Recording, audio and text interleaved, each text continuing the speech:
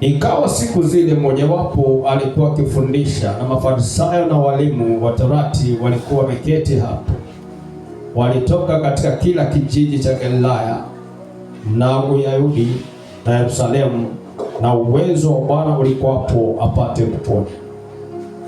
Na tazama, wakaja watu wanamchukua kitandani mtu mwenye kupooza, wakataka kumpeleka ndani na kumweka mbele yake. Naongea habari za Yesu. Hata walipokosa nafasi ya kumpeleka ndani kwa ajili ya lile kundi la watu, walipanda juu ya dari, wakampisha katika matofali ya juu, wakamshusha yeye na kitanda chake katikati mbele ya Yesu. Na alipoona imani yao, aliwaambia, rafiki, umesamehewa dhambi zako. Sema amen. Amen. Funga macho yako. Baba Mwenyezi Mungu, ninakushukuru. Asante kwa ajili ya nafasi hii umenipa. Nikanene na wana na binti zako wali katika nyumba hii. Roho Mtakatifu, ninakualika sasa ukanene na watu wako. Wacha usemi kutoka kwako Bwana. Ukanene na hawa walio tayari. Kutana na yote aliye tayari Bwana, maana unangoja aliye tayari. Yesu nasema, njoni kwangu nyote mnaolemewa na mizigo. Baba, hawa ndio tayari wamekuja, wanahitaji msaada wako. Naomba Roho Mtakatifu unitumie, unipe ufasaha wa kunena, nikanene mapenzi yako katika jina la Yesu. Kila roho ya distraction kwenye baa inaishika mateka, haitakuwa na mamlaka yote ya watu wako. Kila roho ina yote Bwana ya kutumwa ya kutatiza watu wako, unaikemea katika jina la Yesu. Bwana Yesu, fungua masikio na ufahamu wa watu wako, wapate kulifahamu neno hili mchana wa leo. Kwa jina la Yesu ndiye Bwana Mwokozi wetu tunaomba na kuamini. Amen. Amen. Amen. Bwana Yesu asifiwe. Nataka kuongea kuhusu vizuizi, na topic yangu ni usikubali vizuizi vya maisha vikuzuie. Usikubali vizuizi vya maisha vikuzuie. Tumekuwa katika maombi tukimwomba Mungu kwa ajili, tumeelewa kuna vizuizi ambao vimo kwenye maisha kila mmoja. Vizuizi havitokane na Mungu, ila vizuizi hivi vinatokana na Ibilisi anayepinga kazi nzuri Bwana alianzilisha ndani ya maisha yako. So mara nyingine unaweza yakaribisha mambo yale yakae, vizuizi vile vikae maishani mwako. Nataka uelewe kwamba usikubali hali yote ikakuzuia katika maisha, usiingie kwenye baraka zako. Praise God. Amen. So ni nini vizuizi vya maisha? Vizuizi vya maisha ni mambo yanaomzuia mtu kusonga mbele katika kusudi la Mungu kwake. Linalozuia mafanikio ya mtu, linalozuia amani ya mtu, linalozuia ukuaji wa mtu kiroho na katika maisha ya kawaida. Hivi ndio haya vizuizi ambavyo vinapatikana ndani ya maisha ya mtu. Bwana Yesu asifiwe. So usipovishughulikia hivi vizuizi, vinaweza kukutesa maishani mwako. Tunaona hapa kwenye Biblia inasema kwamba kuna huyu bwana ambaye alikuwa amepooza. Biblia inasema hivi, huyu mtu alikuwa amepooza. Kupooza ni mtu ambaye hawezi lolote, hawezi nuka, hawezi fanya lolote.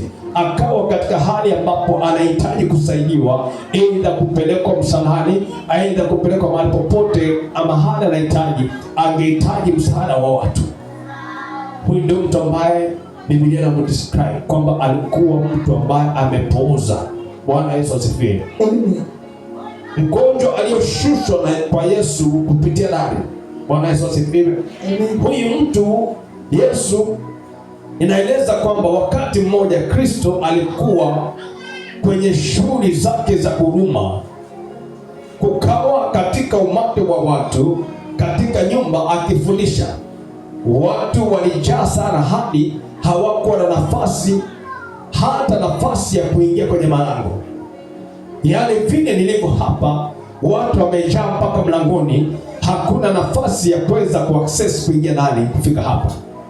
So kukaja watu ambao wametoka nyumbani, wamembeba mgonjwa, watu 4 wamembeba mgonjwa ambaye ni wakupooza. Hatujui alipooza tangia utotoni mwake au amepooza akiwa mtu mkubwa, lakini uelewe ya kwamba mtu huyu hana uwezo wa kutembea, hana uwezo wa kujisaidia. Kile anachohitaji ni msaada wa mtu. So huyo ndio mtu tunamwongelea, ambaye ni mtu ambaye kuna vizuizi ambavyo vimemzuia. Vizuizi ni uwete aliye nao, vizuizi ni ile hali yake aliye naye. Ninaongea hali ya mtu ambaye unaweza kuwa naye ikakuzuia wewe ukajiona kwamba huna maana yote. Maana mara nyingi mtu anapopuuza haoni maana ya kuishi. Hiyo ndio ukweli wa mambo. Bwana Yesu asifiwe. Amen. So Biblia inasema kulikuwa na mtu huyu amepooza, mlemavu wa kupooza, lakini marafiki wake wakambeba, wakamfikisha kwa Yesu. Haleluya. Amen. Bwana Yesu asifiwe. Amen. Wakamfikisha kwa Yesu. Kama si msaada wa marafiki zake, hangelifika kwa Yesu. Lakini nataka tumtazame huyu mtu ambaye alipooza. Huyu mtu ambaye alipooza, ni nini kimemwingia? Ama marafiki, hebu turudi kwa marafiki. Unapoangalia marafiki wako, wale unaotembea nao, wakati wa shida wanaweza kukushika pale, wakusaidia. Wanaweza kukubeba wakupeleke mahali unahitaji. Wanaweza kukupeleka hospitali Nairobi, wanaweza kukupeleka Tanzania, wanaweza kukupeleka Uganda. Hao marafiki unaotembea nao, la asha, simelezi. Nataka uone mtu ambaye ameamua kufanya jambo anaweza pata msaada. Maana unapojiangalia na uona huyu mtu ndani akiwa katika ile hali, ndani yake hakuwa amekata tamaa. Alikuwa na tumaini ya kwamba akikutana na huyu Yesu atapona. Amen. Kwa nini nasema namna hii? Ninazungumzia hali hii maana alipokutana na Kristo, Kristo alimwambia imani yako imekuponya, amka uende zako. Ni kumaanisha alikuwa na utayari wa kupokea kwa Kristo. So ushawishi wa marafiki alienda nao haukuwa marafiki ndio walimshawishi, bali yeye ndiye alikuwa mshawishi wa kuwashawishi na kuambia wenzake, nisaidieni jamani kufika. Praise God. Amen. Hakuwa amekata tamaa. Hakuwa amekata tamaa. Ndio marafiki wakamsaidia. Hawezi kuwa wewe huko ukafikiria utasaidiwa na mtu ambaye atakusaidia. Lakini wewe ukiwa mjasiri, ukijua kwamba mimi naweza. Bwana Yesu asifiwe. Kuna watu wengi ambao kwenye Biblia ambao waliamua, walifanya maamuzi ya kusonga mbele mpaka ufanye maamuzi. Amen. Kuna hali ambayo iko maishani mwako ambayo imekaa kama mtu huyu kupooza. Hatujui miaka aliketi naye mahali pale akiwa katika hali ya kupooza, lakini siku moja mambo yake yaligeuka. Siku moja hali yake ikageuka kwa sababu ya maamuzi yake. Amen. Bwana Yesu asifiwe. Amen. Kuna mambo ambayo yanapita maishani mwa mtu. Nataka ujiweke kwenye kiwango cha huyu mtu kupooza. Maana hata wewe umepooza. Sema amen. Amen. Usijifanye hujapooza, umepooza, utajua maana umepooza. Yeah. Si lazima ukae utembee namna hii hapa. Una mambo unaenda naye tu katika. Yeah. Ukijiona uko sawa. Hata labda afadhali yule walibebwa. Wewe unaanza tu unajitembeza lakini umepooza zaidi. Wewe ndio uko hali mahututi ya ICU. Lakini leo Yesu anakutana nawe. Amen. Leo unaenda kutoka kwenye hali hiyo. Maana umepatikana hapa siku ya leo. Tunataka wewe utoke mahali hapo. Hilo ombi langu ya kwamba leo uondoke kwenye kupuuza. Amen. Maana watu wamefungwa. ni vizuizi vya maisha. Madaktari wanasema mara nyingi mtoto anapozaliwa hazaliwi na ugonjwa, akitoka ndo upatwa na hali hii. Sio kuna ukweli na, lakini sisi tunasikia watu wanazaliwa na magonjwa, lakini tangia hapo historia na wanasema kwamba mtoto hazaliwi na ugonjwa, ugonjwa unakuja kupata hapa nje. Bwana Yesu asifiwe. Amen. So tunapoangalia kuna hali fulani ambayo usiwahi kata tamaa. Mwambie mwenzako usiwahi kata tamaa maishani. Usiwahi kukata tamaa. Maana watu wengi wamekata tamaa maishani mwao wanapoangalia hali ambao uko nayo. Nasema jamani, hapa mimi sioni. Wewe na yule mwenye kupoza, nani amepoza sana? Ndio nakwambia wewe umepoza, lakini unajaribu kunionyesha pastor wewe uniambie kitu. Haleluya. Kuna hali wewe uko naye ambaye ni hatari zaidi kuliko. Maana huyu kila mtu alikuwa anamuona, lakini wewe wajifanya gagari tu atembea, lakini umepoza, umekwisha kitambo. Lakini leo nimekuja kukuambia leo ni siku ya kufunguka. Amen. Leo ni siku yako ya kuwekwa huru. Amen. Dalili zake za mtu ambaye amepoza, dalili zake, huyu mtu kila unachokijaribu maishani mwako, haleluya, amen, hakifanikiwi wala hakisongi mbele. Kila unalojaribu, unafanya kila jitihada za kuona mafanikio yako yaonekane, lakini huyapokei. Hiyo ndio dalili ya kwanza, na naiona ndani yako, hata wewe unaijua iko ndani yako. Kila unachokijaribu hakiendelei, hakifanikiwi, mpaka waanza kusema umerogwa. Hakuna aliyekurogwa. Haleluya, amen. Wachawi walikufa kitambo. Ulipookoka Yesu alimalizana na wachawi. Sasa wewe akili yako imebaki merogwa. Wauliza Wagalatia, walipokuwa wanaulizwa na Paulo, Wagalatia, nyinyi ni nani aliyewaroga? Sasa wewe jiulize, nani aliyekuroga? Hakuna ambaye aliyekuroga. Umejiroga mwenyewe. Katika mindset hapa ndio umejiroga. Unaona kushindwa, unaona kuendelea hakuna. Unajiangalia sina elimu, unajiangalia sina hili. Unapojiangalia unajibaini, unajilinganisha na watu wa kweli. Unaona vile kweli watu wamezaliwa, vile kweli watu wa maisha yanakaa.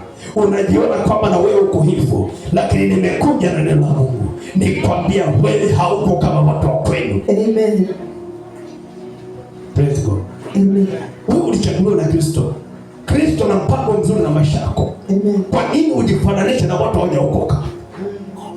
Kwa nini ujifananishe na watu wa kweli ambao hawakumjua Mungu, watu ambao wanaenda kwa waganga, watu ambao wanaenda kutafuta nguvu mahali pengine, lakini wewe unaye Mungu ambaye alikuumba, mpango wake na wewe ni mwema. Amen. Dalili ya kwanza ni kujaribu mambo lakini hayaendi vile unavyotaka. Ni mangapi umejaribu? Unatafuta kazi haupati, unaomba upate ndoa haupati, unaomba upate mtoto upate, unapoomba hivi haupati, unapokimbia mbio ufanye biashara ifanikiwe, haifanikiwi.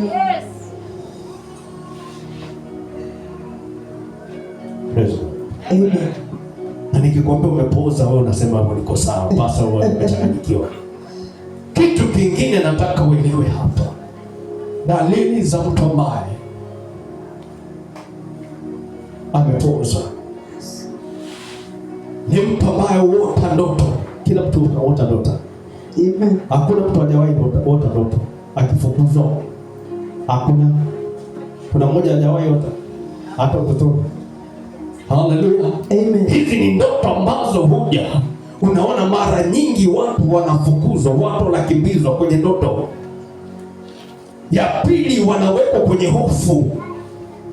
Ndoto alafu inakuweka kwenye hofu. Ukiamka roho inapiga inapiga mara tatu, ya pili inapiga kawaida. Hofu tayari imekuingia. Kama uliota unakufa, tayari umekufa kimwili. Kiroho umekufa, kimwili mwili huko, lakini kiroho umekufa. Ndio unaona umekufa. Bwana Yesu asifiwe. Amen. Haleluya. Amen. So dalili ya kufukuzwa kwenye ndoto ambaye hiyo ndoto inaleta hofu, ni kizuizi kikubwa katika maisha yako. Bwana Yesu asifiwe. Amen.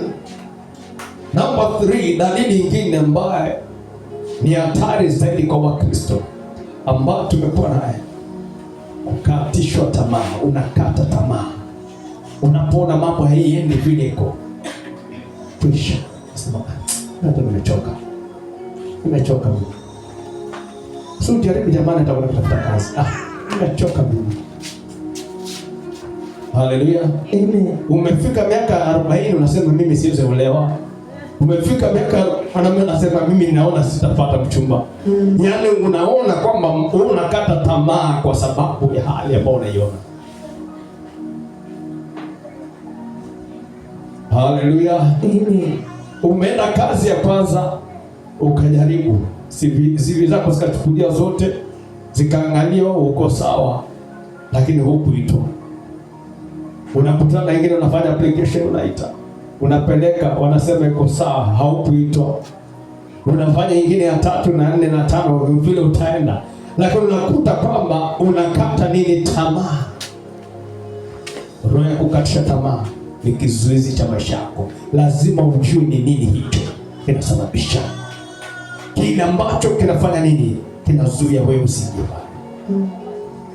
Wengine wamepatana na wachumba, unapatana na mchumba na kuonyesha kabisa, na kweli kuna hali kabisa ya kuona, kuna hali nzuri ya promise ambayo ina mambo mazuri, lakini mwisho wake unaona kwamba inakuwa discouragement, hakuna tena. Mtu zingine anakuacha hata haja kuambia ni nini, unashangaa ni nini kinaendelea. Praise God.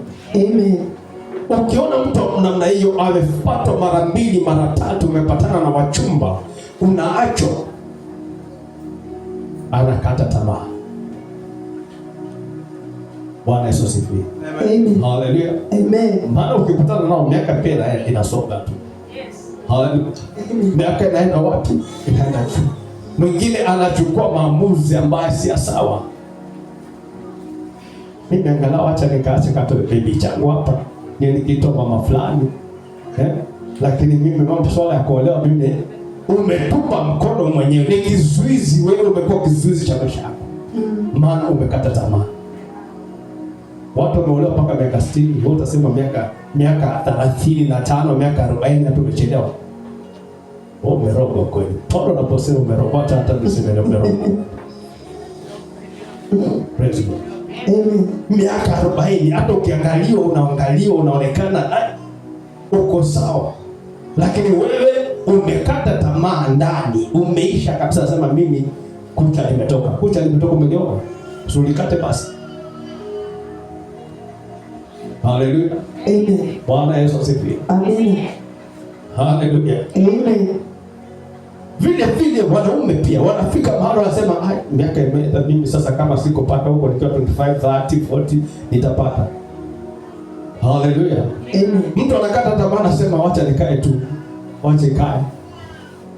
Kama wanawake ni hao, wanawake ni hao. Manake alipatana na wa kwanza wakaachana.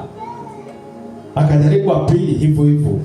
Labda nikataliwa, labda hakujua, kuna vitu ambavyo hakuelewa, akakataliwa, akasema mimi hata nimechoka. Hallelujah. Amen. Hivyo ndivyo vizuizi nataka mtu wa Mungu uelewe, uweze kukabiliana navyo, uweze kujua ukakabiliana navyo. Mambo ambayo unajaribu, kila unapojaribu havifanikiwi. Unajaribu chochote hakuendi.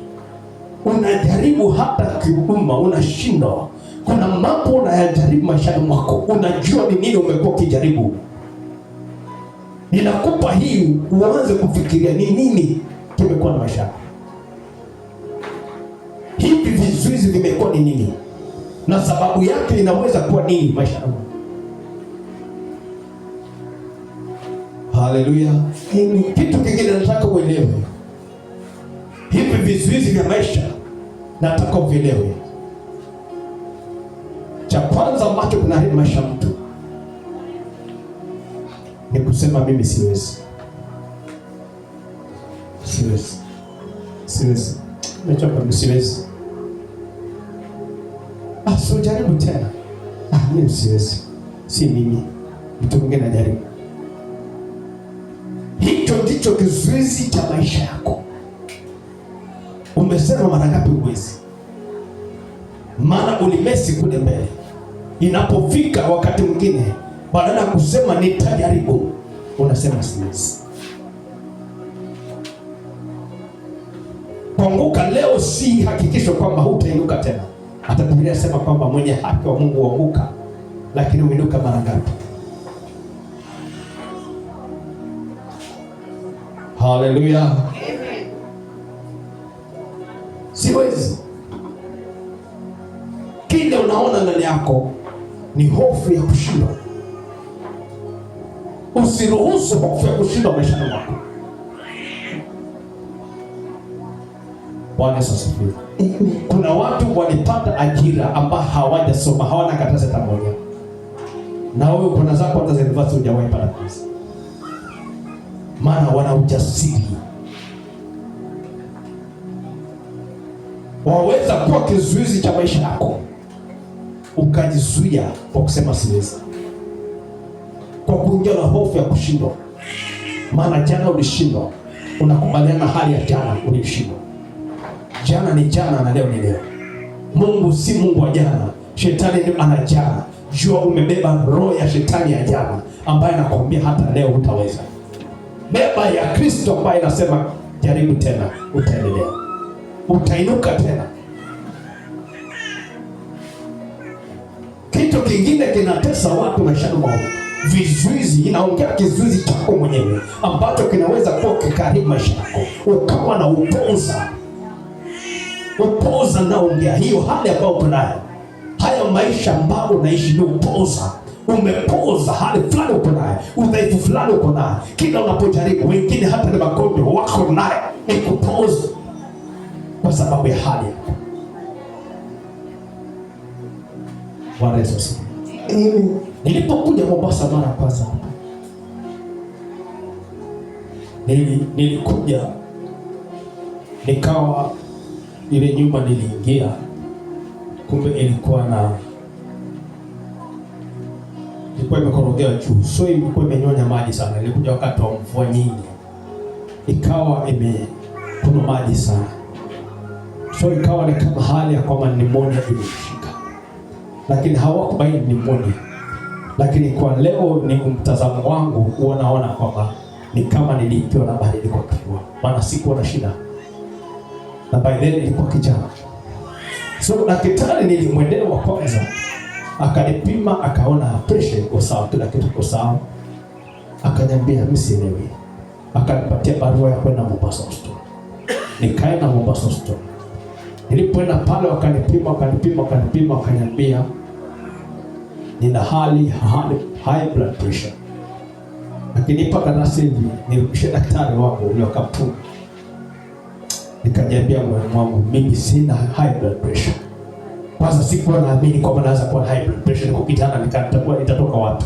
Tunajua ni wazee. Sasa unaona ule asili ambayo ilitoka na. Amen. Nikatoka na ile karatasi. Nikaenda kwa ile daktari nikampatia. Nikimpa na mwambia huyu daktari wa Mombasa Hospital ananiambia kwamba niko na high blood pressure, sina. Na mimi sina. Akacheka. Alipocheka akafanya nini? Akaangalia, akaweka kando, akanyandikia dawa kama Piriton. Sasa tumeza spidi wiki moja, tembe ndogo tu kama Piriton. Nikatoka nazo, nilikunywa na nikapona. Tangu siku hiyo mpaka leo sijawahi na high blood pressure, sijakuwa na sukari, sijakuwa na nini, sijakuwa na ugonjwa wote ambao umekomesha. Amen. Sasa ningebeba ugonjwa huu. Praise God. Amen. Kutokujiamini, nazungumzia kutokujiamini. Wakati nijiamini kaona pale mimi niko sawa, afya yangu haiwezi kuwa mgonjwa. Hata wewe jiamini, kuna magonjwa mengine yako hapo ndani unakaribisha, kwa sababu unapojiangalia unakohoa, anasema ai, hapa nimeshikwa na ile kifua wa mama yangu. Jiamini kwamba wewe sio mtu wa kufa. Amen. Unaye Bwana wa mabwana anayekuponya. So kuna roho ya kutokujiamini ambayo inaleta vizuizi maishani mwa watu wengi. Hawawezi wakafanikiwa, hawawezi wakafika pale wanataka kwenda, maana huna ujasiri. Bwana Yesu asifiwe. Amen. Shida ingine ambayo inapata watu ni uvivu. Kuna mafanikio mengine yanatakana ufanye kila jitihada ufikie pale unataka kwenda, lakini uvivu na kufanya kwamba hawezi kafikia malengo yale unataka. Hiki ndicho kinaweza kuwa kimoja wapo ya hali ambayo uko naye hivi sahihi. Unasema umerogwa, umefungiwa kazi, lakini hutaki kuchoka. Wengine wanatoka na elimu zao, wanavuta mkokoteni, wengine wanaenda kwa magodao, wanabeba magunia, lakini hapo ndipo kwa kukutoa wewe. Mungu anaweza tumia njia yote kukutoa wewe kwenye shida. Lakini kama utaketi nyuma, anasema CV zangu ziko hapa, na wangapi Kenya wamesoma? Na wanauchoma mahindi huko mjini kama barabara. So ugonjwa mwingine ni uvivu ambao unaharibu kanisa la leo.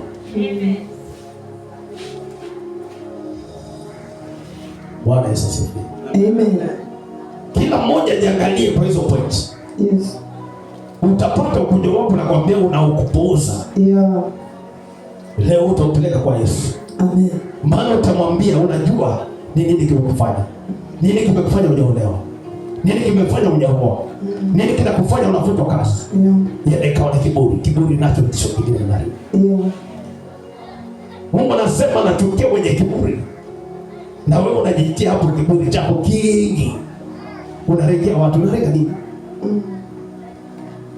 Nyenyekea mbele za Bwana. Kazini huko mahali umewekwa, hata kama mshahara ni mdogo, Mungu alitaka uwe kwa huo mshahara mdogo ili Mungu ajipe utukufu kupitia wewe. Lakini badala ya kunyenyekea na kiburi unasema mimi hata boss ananiambia mimi mwenyewe nimesoma kuliko wewe.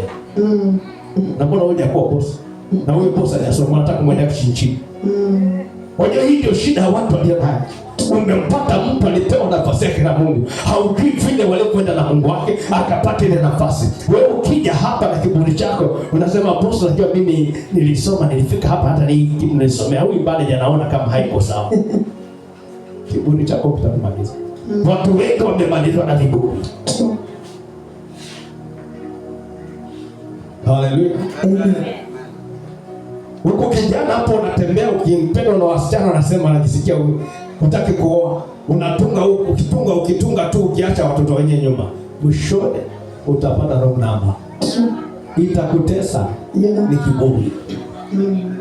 Na mwisho utaenda hapo na bibi. Maana atajunda kwake. Na wale waliowatupa hawatakutaka maana walienda vizuri.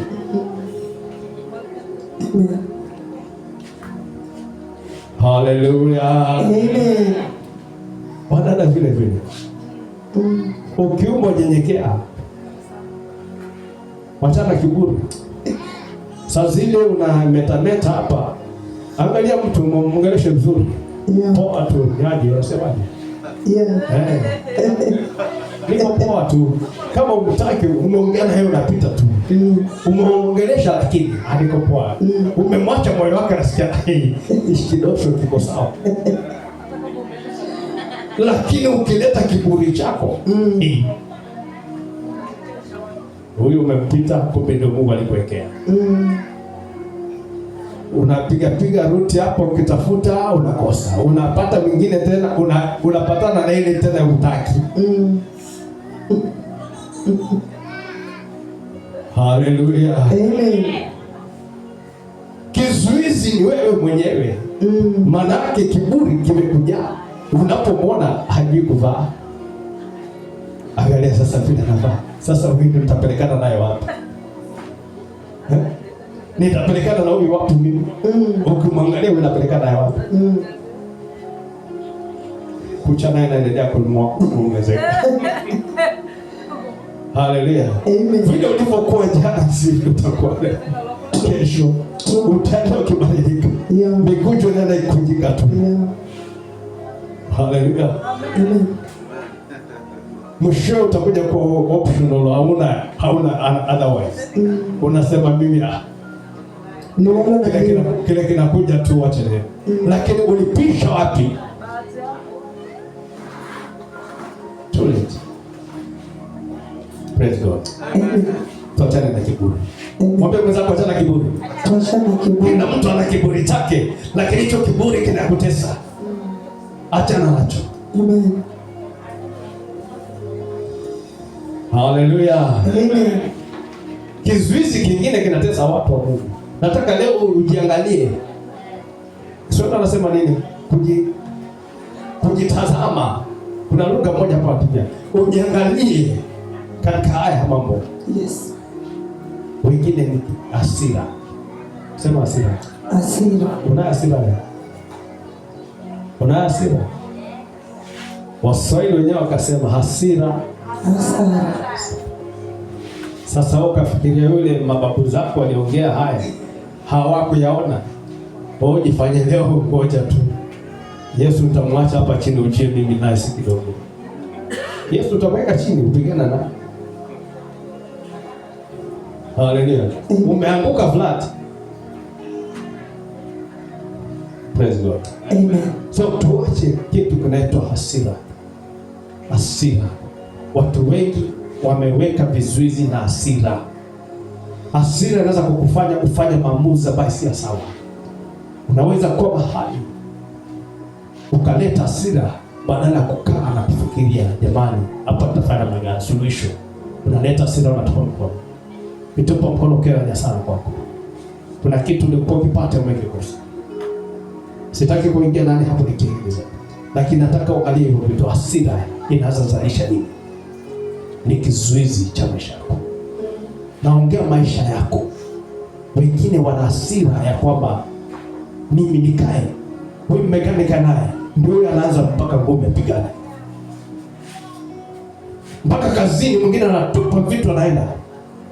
Na huna mahali pa kwenda, huna mbele wala nyuma. Unatupia boss kalamu. Unamtupia kitabu chake. Hasira itakupeleka wapi? Hallelujah. Amen. Nyingine kukosa nidhamu. Nidhamu. Watu wengine wamekosa nidhamu. Hiyo hasira inapokuingia unakosa nidhamu. Unafanya vitu ambavyo vinaeleweka. Bwana asifiwe. Amen. Wivu. Kizuizi kingine. Kuna watu hawataki kuona wengine wakiendelea. Na wako kanisani, wakija hapa wanainua mikono. Wanaabudu wala si kuona lakini akiona mwingine mtaniwe. Sasa hivi anafikiria kwamba ndio amefika, hajafika. Wivu ni kizuizi chako cha kukuzuia usifike mahali.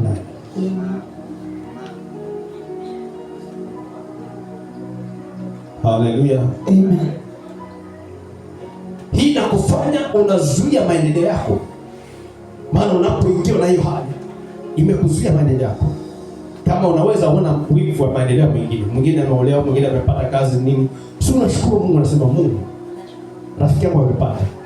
Hata mimi najua nitapata, yangu iko njiani. Amen. Lakini ukiingia na ile kinyongo, hiyo ndio itakuwa mlango umeuleta wewe mwenyewe. Ninaongea vile vitu vinazuia mtu kupokea kile ambacho Mungu amemwekea. Unapoingiwa na hiyo roho, jua ya kwamba tayari imezuia wewe kufanikiwa. Maendeleo yako hayatapatikana. Watu wanafikiria wivu ni uchawi. Ukiwa na roho ya wivu, tumesoma habari ya kutoa sadaka. Abeli na Kaini. Kaini akaingia na wivu na ndugu yake, alimuua ndugu yake. Na mwisho Kaini alienda hapo. Bwana Yesu asifiwe. Hallelujah. Amen. Ukoma mwingine ambao au poza mwingine huko kwenye familia ambao unaitwa maskini. Mpaka utambue huu maskini ambao umekitili ndani ya maisha yako. Uangalie kule umetoka, ukabiliane nao. Hivi ni vizuizi vya maisha yako. Kuna watu wana bidii sana kufanya mambo, lakini kwa sababu kuna msingi ama madhabahu ambao ya familia inamshika mtu, imemshikilia mtu, hakuna mahali anaweza enda. Kila unapoinuka unajikuta umeanguka. Unaweza pata promotion, kazi kesho inaisha, kampuni kesho inafungwa, kwa sababu wewe una kizuizi cha maisha. Usiendelee. Bwana Yesu asifiwe. Mwingine umetafuta Bwana miaka mingi, magoti, umempata mme, lakini huyo mme hamkai naye, anakufa.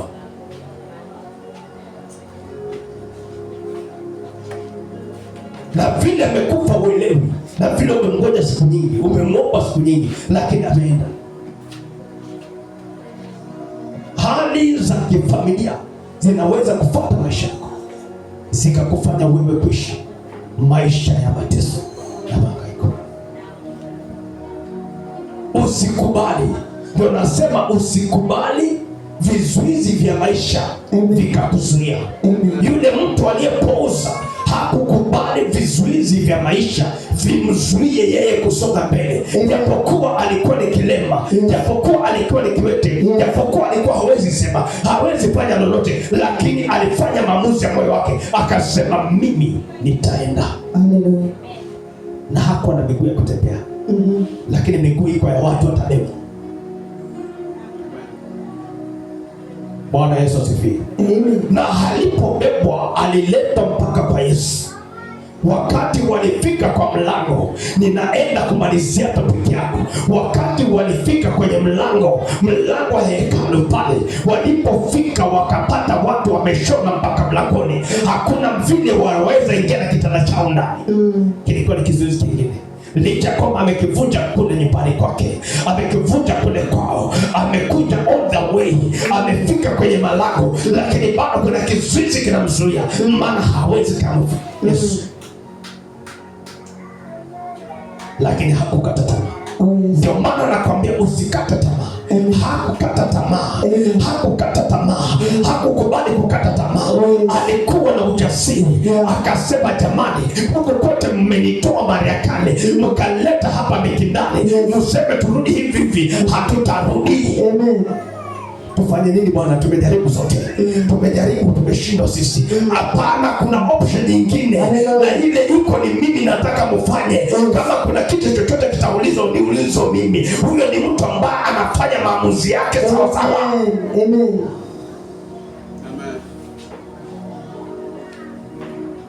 Praise God. Yani wewe unakaa mpaka unashindwa, unakata tamaa. Wewe unaona mahali umefika, unasema mimi nimefika mwisho. Angalia mtu ambao ni kiwete, mtu ambao anasaidiwa, mtu ambao anabebwa, lakini anafanya maamuzi, akasema mimi hamtarudisha nyumbani. Yes. Lakini kile naomba kunipeleke hapa juu. Haleluya. Mtoe hilo bati moja, mumteremshe hapo. Mimi hapo, mimi najua nitapata uponyaji wangu. Ni mtu ambaye amejamulia. Na hivyo ndivyo kanisa Bwana anataka. Kanisa anataka, Kristo anataka kwamba ujifanyie maamuzi. Amen. Haleluya. Bila maamuzi hautaenda mahali popote. Utamwimba huyu Yesu hapa, utamwomba huyu Yesu, lakini kama huna ushawishi wa ndani ambao utakupelekea kufikia mahali unataka kwenda, kwenye ndoto yako, mahali ndoto yako iko, maana ulikuwa na ndoto ambao ulikuwa nayo tangu utotoni mwako. Una ndoto yako, ulijua ni nini ulitaka maishani, lakini wewe ukajitaivati kwa sababu ya mambo ambayo unayaona yakakukatisha tamaa. Ondoka kwenye kukata tamaa. Ondoka kwenye wasiwasi. Ondoka kwenye hali zozote zinazoona maishani mwako, maana huko ndiko kupooza umekuleta kukaa kutulia, na unakaa pale miaka inaenda, na mwishowe unaishia hapo. Lakini si neno la Mungu kaa hivyo. Si kusudi la Mungu ukae hivyo, ni wewe unayejifanya ukae hivyo, lakini mtu ambaye ana maamuzi, atafanya kitu cha sawa na atafika mahali anapotaka. Maana shetani hana kitu cha kukuzuia. Siku zote tunamwekelea shetani, tukimwambia shetani wewe ndio unazuia, wachawi wako ndio wanakuzuia. Hakuna mchawi anaweza kukuzuia. Biblia inasema ya kwamba katika Samueli 23 kwamba hapana uchawi wala urogi ndani ya nyumba ya Yakobo. Wewe umekwisha kufanyika Yakobo, umekwisha kufanyika mwana wa Mungu. Hakuna uchawi unaweza kukufungia mambo, lakini unaweza jifungia kwa sababu ya tabia zinasema ya kwamba mimi siwezi, mimi nimeshindwa, mimi siamini. Hali hii ikikaa maishani mwako, hakuna mahali utaenda, utabaki na haleluya na utabaki hapo hapo. Fanya maamuzi. Amen. Nasema fanya maamuzi. Amen. Hakuna mtu atakwenda kukusukuma. Usifikiri wale watu wanne walienda kumsukuma yule jamaa kumleta kwa Yesu. Haikuwa ya wale wa jamaa, ilikuwa ni ushawishi wake wa ndani ambaye alijiamulia, akasema mimi leo hapa, mimi sitalala kwa hii nyumba, afadhali nikufe, lakini mimi mtaniondoa hapa, na mkiniacha hapa mtaona, mnitoe kwenye nyumba hii, mnipeleke mbali, nasikia mimi niende. Haya ni maamuzi mtu anayefanya aliye na busara. Amen. Aliyekwambia huwezi fanikiwa ni nani? Kuna watu hapa wanafikiria kwamba siwezi kuwa na hiki, siwezi kuwa na hiki. Nani alikwambia? Tumia hapa. Yes. Si mimi, ni Paulo anasema tumia. Hallelujah. Amen. Tumia akili. Paulo anasema si mimi. Amen. Mimi na demonstrate kile ambacho Roho Mungu ananiambia nifanye, wewe ufanye, ufunguke hapa. Hallelujah. Kuna vitu ambavyo uko navyo ni zaidi ya vile unavyojiona. Ni wewe ukaanze kuomba vitu, uanze kuona uwezekano mkubwa wa maisha yako kufika pale unataka kwenda. Yes. Mlango. Open doors. And open doors and divine alignment. Yes. Kiswahili nasema nini? Mwaka wa milango iliyofunguliwa na mipango ya kiungu. Huu mlango Biblia inasema kwamba katika Revelation 3:9-8 inasema kwamba see, I have set before you an open door and no one can shut it. Yes. No one can shut it. Who can shut it? You yourself.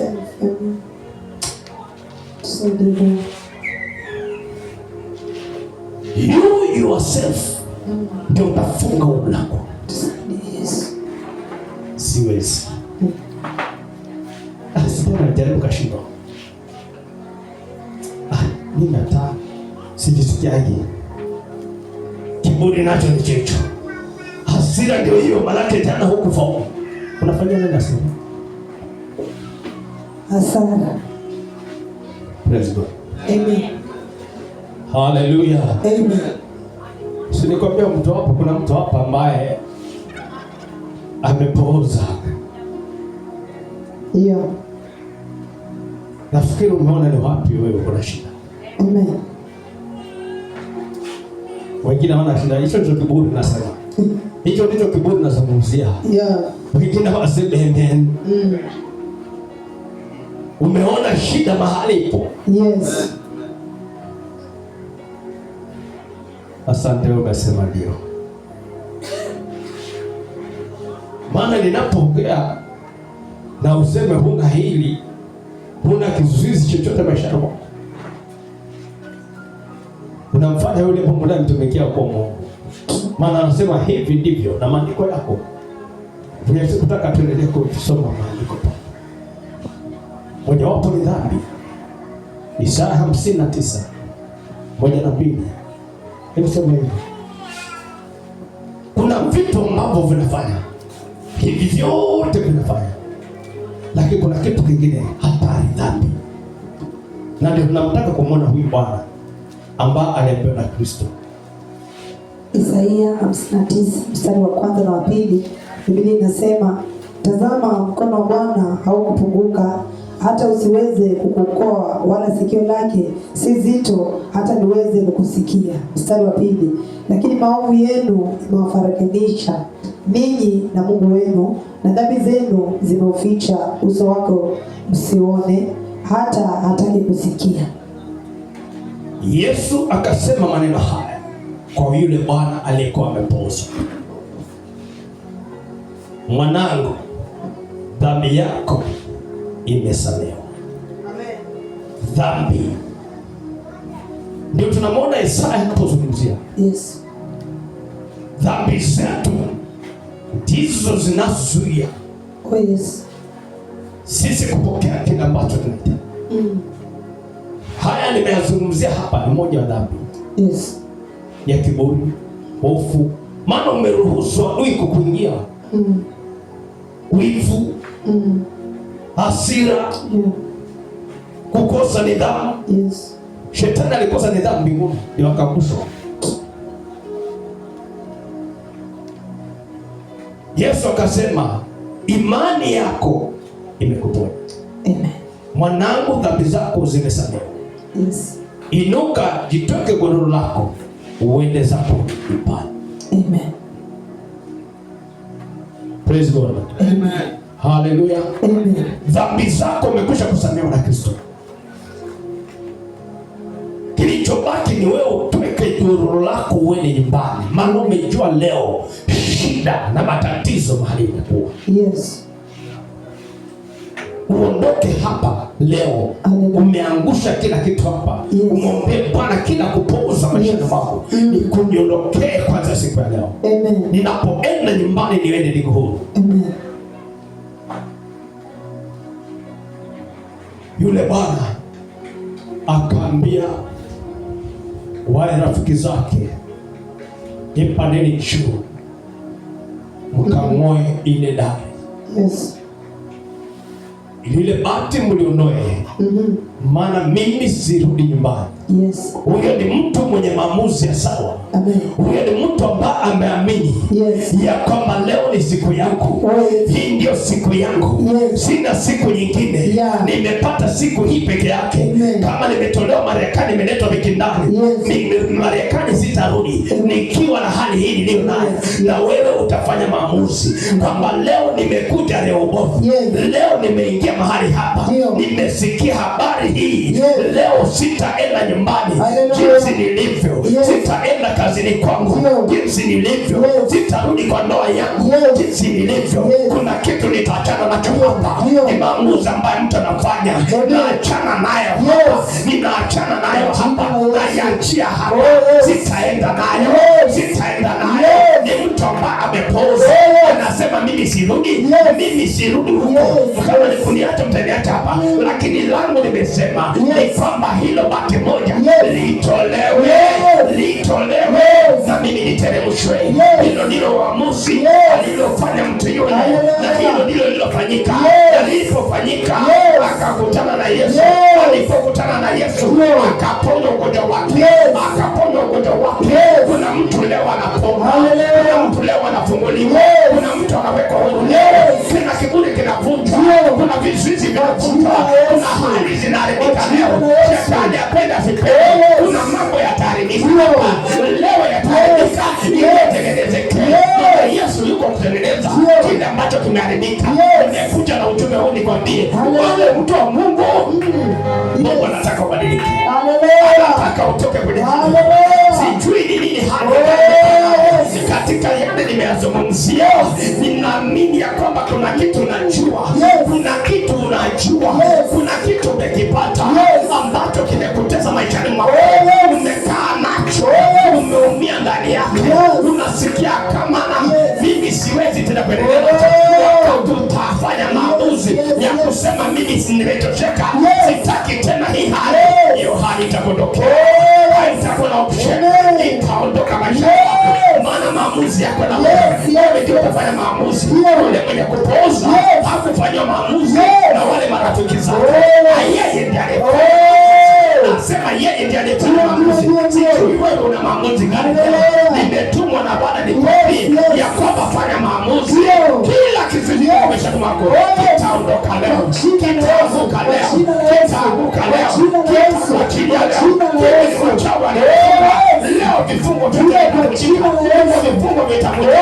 Wachawi pia walisema wengine na mambo ya kiroho na mambo yalihusika na uchawi na laana za leo zinavunjika. Ninasema leo zinavunjika. Simama miguu yako. Haleluya. Tunaenda kumwambia Bwana leo imetosha.